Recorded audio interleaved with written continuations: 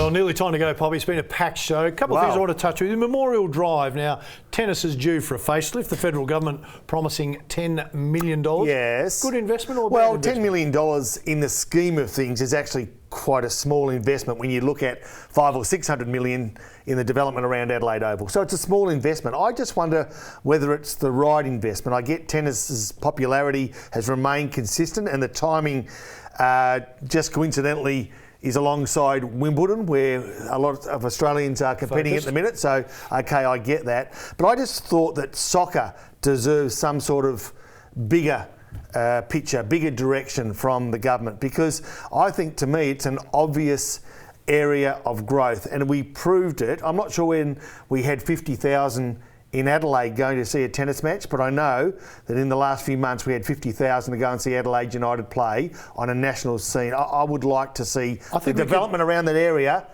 be focused on soccer. I think we could get Britain over fairly cheaply at the moment after losing Iceland. Yeah, I think you're probably right. For a game, well, look, I think you're right. I'd like to see it as a sporting precinct, though. A bit like Melbourne. You know, in Melbourne, they've got the MCG, fantastic. They've got the tennis centre, unbelievable. They've got Amy Park, where you play rugby and you play soccer. That precinct, perfect example, Smythe, is perfect. And it doesn't need to be exactly the same, but we should be thinking along those sorts of lines. I wonder how the residents would go with that idea. Well, look, the proof is in the pudding now.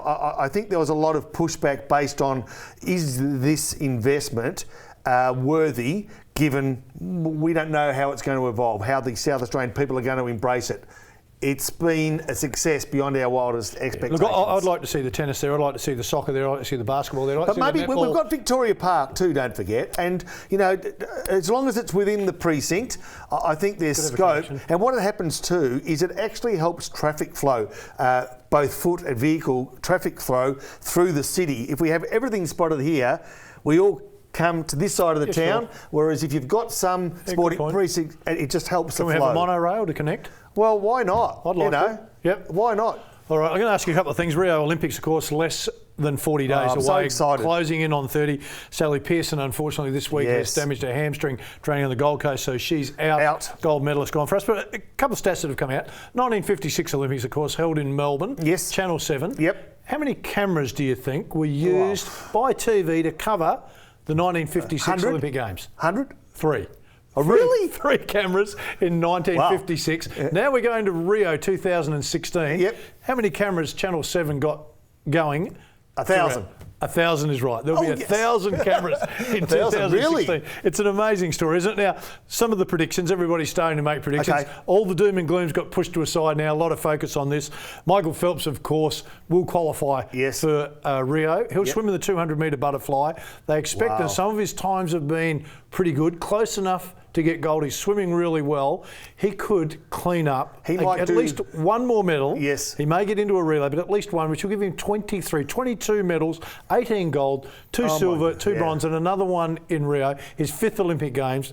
He has to be the greatest Olympian of all time. Will we see another one in our lifetime? Well, you know, we've got a bloke collect those medals. We've got a pretty quick bloke called Usain Bolt that is also. I know he's not going to get 22. No, he's not going to get 22. But it's a different sport. You know, but side by side, you can mount a case. For sure. For number of medals, Phelps. Yes. Fantastic. Yes. But side by side is athletic icons. Yeah, and he's in the premier event. The 100 metres is the Olympic event. Jason Day has just pulled out of golf. Of course, golf that follows Rory McIlroy. He's pulled out as well. Golf shouldn't be there. Just get rid of it. Well, they're both citing the Zika virus, but I think it's only a small part and a nice out. Yes. I agree with you. Golf doesn't need to be in there. No, it doesn't. Does tennis need to be in there? No. No. Okay, so I don't want to kick too many out, but they shouldn't be. Unless it's the pinnacle in your sport, don't be there. Don't be there. All right. Port up against Richmond. Power can get this one or not? I'm going to go Tigers. A couple of big names back I'm going to go Tigers. I'm going to go Tigers, and I know we're going to go, but don't forget we've got the second half of KG next week. I'm really looking forward to that. The second half of Jen Williams and Michelle Dendeka next week. Look forward to it. I hope you enjoyed the show, everybody. Look forward to your company next week. Bye for now.